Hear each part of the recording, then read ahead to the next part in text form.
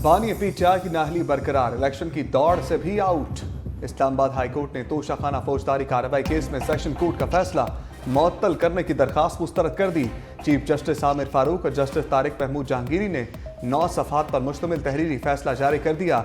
साबिक वज़ीर-ए-आज़म का 5 साल के लिए नाहली का इलेक्शन कमीशन का नोटिफिकेशन बरकरार। बानी पीटीआई की दरखास्त नाकाबिल समाअत करार दे दी।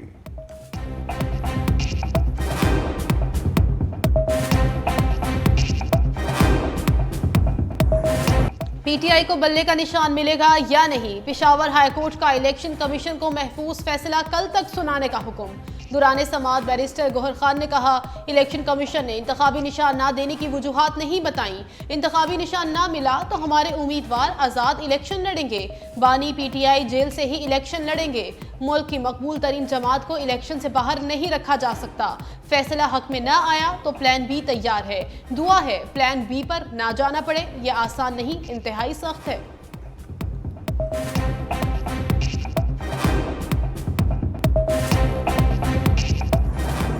ये कैसे हो सकता है कि ये मुल्क चलेगा अगर हर सियासी जमात एक दूसरे को एक गद्दार कहेंगे तो कुफर कहेंगे। तो कुछ लोग ये चाहते हैं कि ये तकसीम रहे, कुछ लोग ये चाहते हैं कि ये नफरत रहे, कुछ लोग चाहते हैं कि वो पाकिस्तान को एक केक की तरह हमारे मुआशरे को तकसीम करते रहे। लेकिन जब पाकिस्तान की अवाम ये जान ले, जब पाकिस्तान के नौजवान ये जान ले हमारा तकसीम में नहीं, हमारा इत्तेहाद में हमारा जीत है, तो वो तमाम कुव्वतें हार जाएंगे। मुल्क में नफरत की सियासत अरूज पर है। नफरत की सियासत को खत्म करना होगा। चेयरमैन पीपल्स पार्टी बिलावल भुट्टो का हैदराबाद में तकरीब से खिताब। कहा, कुछ लोग चाहते हैं पाकिस्तान के मुआशरे को तकसीम करें।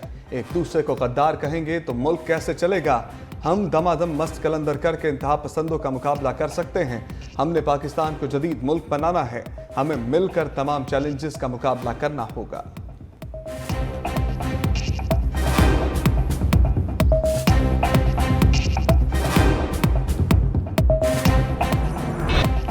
मुल्क भर में इंतखाबी सरगर्मियां तेज। रिटर्निंग अफसरान के दफातर के बाहर दिन भर गहमा गहमी। मरियम नवाज का लाहौर से भी इलेक्शन लड़ने का फैसला। कागजात ले लिए। मौलाना फजलुर रहमान का पशीन और DI खान से कौमी असम्बली की 2 सीटों से इलेक्शन लड़ने का ऐलान। चेयरमैन सेनेट सादिक संजरानी भी इंतखाबी मार्के में कूद पड़े। चागी से कौमी और सूबाई असम्बलियों की नशिस्तों पर इलेक्शन लड़ेंगे। सरबरा BNP सरदार अख्तर मेंगल का कोयटा से कौमी असम्बली का इलेक्शन लड़ने का फैसला। पश्तूनख्वा मैप के सरबरा महमूद खान अचकजई भी 3 सीटों पर इलेक्शन लड़ेंगे। जहांगीर तरीन ने लोधरा में इंतखाबी मुहिम शुरू कर दी। चौधरी निसार भी गोशा नशीबी से निकल आए। टेक्सला से कागजात नामजदगी जमा करा दिए। लियाकत बलूच लाहौर से अयाज अमीर चकवाल से इलेक्शन लड़ेंगे।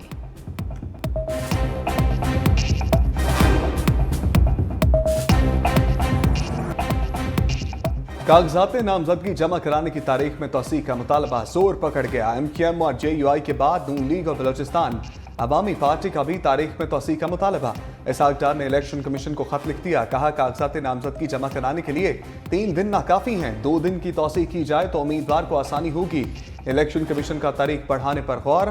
कागजात नामजदगी जमा कराने की कल आखिरी तारीख है।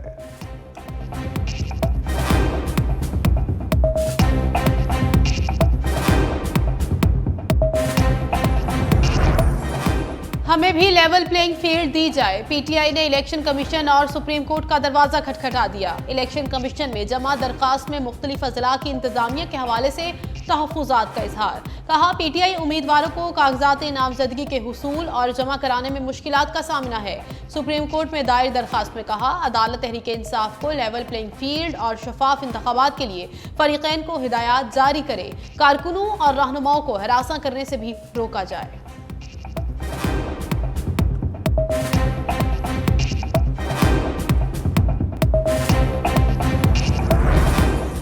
आप पार्टी में कब वापस आए? नवाज शरीफ का मुनहरिफ रुकन मौलाना गयासुद्दीन के टिकट लेने के लिए आने पर सवाल। मौलाना गयासुद्दीन ने कहा, आज ही वापस आया हूं, जिस पर पार्लिमानी वोट में कहे लग गए। नवाज शरीफ काफी देर तक मुस्कुराते रहे। लीगी कायद के मना करने के बावजूद अरकान ने लोटा लोटा के नारे लगाए। मौलाना गयासुद्दीन ने कहा, माजी में की गई गलती का अजाला करना चाहता हूँ। मुस्लिम लीग नून के पार्लिमानी वोट के इजलास में अक़लियती उम्मीदवारों के इंटरव्यूज किए गए।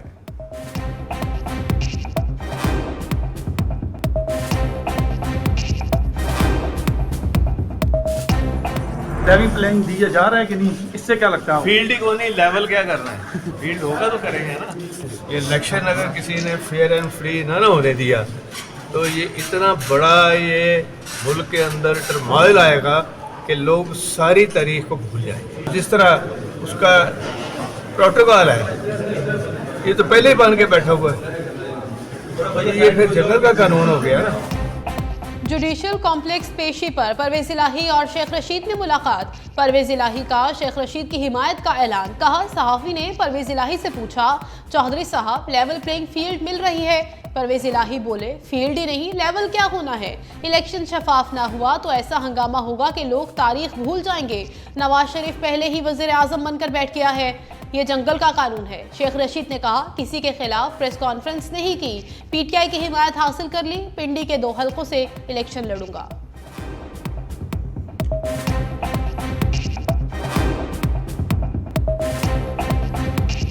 मैं कलम दुआत से 56 और 57 पे लड़ रहा हूँ, 55 पे नहीं लड़ रहा और पीटीआई की मुझे सपोर्ट हासिल है।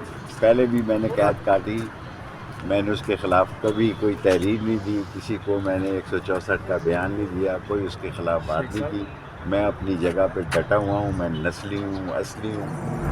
पाकिस्तान तहरीक इंसाफ जिसकी लीडरशिप अपने काले करतूतों की वजह से इस वक्त जेल में है, सारे तारीखी कारनामे इस मुल्क को अगर दिए हैं तो पीपल्स पार्टी ने दिए। बाकी जमातों ने क्या दिए? एक जमात ऐसी है वो ये सारे कारनामे बोलती हमने किए।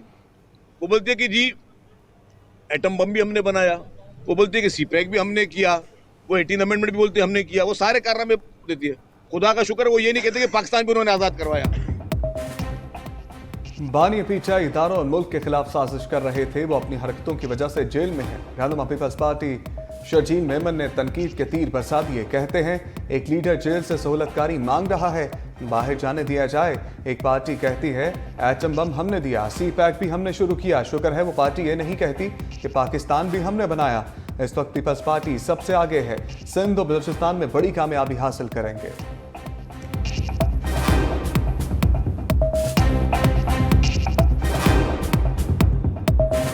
तहरीक इंसाफ के 51 रहनुमाओं के नाकाबिले जमानत वारंट गिरफ्तारी जारी। 9 मई को गुजरांवाला कैंट पर जलाओ घेराव केस, मुराद सईद, हमाद अजहर, फारूक हबीब, अली अमीन गंजापुर के वारंट जारी।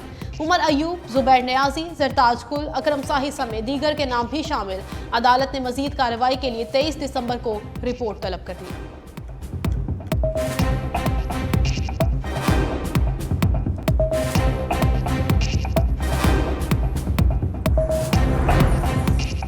तहरीक इंसाफ को गिलगित बल्तिस्तान में बड़ा धचका। जाली डिग्री केस में खालिद खुर्शीद पार्टी सदारत से ताहयात फारग।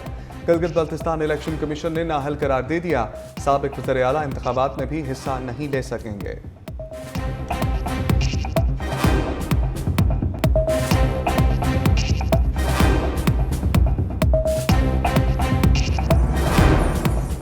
इलेक्शन कमीशन का एहसन इक़दाम। टैलेंट न्यूज़ की खबर पर फौरी एक्शन। डीसी वजीराबाद तब्दील। उमर फारूक वडाइच को ओएसडी बना दिया गया। टैलेंट न्यूज़ ने निशानदही की थी कि डेप्यूटी कमिश्नर वजीराबाद आरओ हैं, जबकि उनके वालिद अमानुल्लाह वडाइच नून लीग की तरफ से एमपीए का इलेक्शन लड़ रहे हैं। डीसी गुजरांवाला फयाज मोहल को वजीराबाद का इजाफी चार्ज दे दिया गया।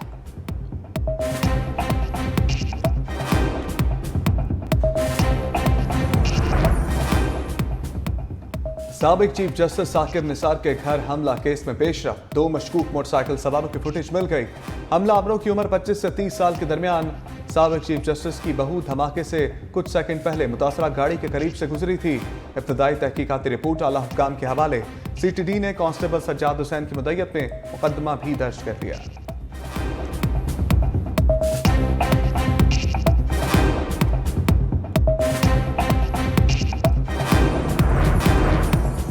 पाकिस्तान में एक्सिम बैंक के ऑपरेशंस का आगाज। खुश आएं, दरामद और बरामद कुनिंदगान को सहूलत होगी। निगरान वज़ीर खजाना डॉक्टर शमशाद अख्तर कहती हैं एक्सिम बैंक का आगाज बरामदात और सरमाकारी को बढ़ाने के हुकूमती विजन की हमायत करेगा। तजारत और बरामदी मालियाती मार्केट का खला पुर करने के लिए एक्सपोर्ट इम्पोर्ट बैंक लॉन्च कर रहे हैं।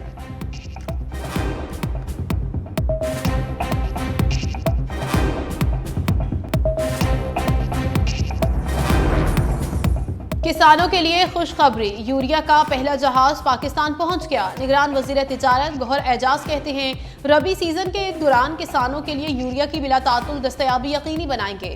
दूसरी जानिब वजीर तिजारत और सनत डॉक्टर गौहर एजाज को सरमायाकारी बोर्ड का चार्ज भी दे दिया गया। निगरान वजीर आज़म ने मंजूरी दे दी।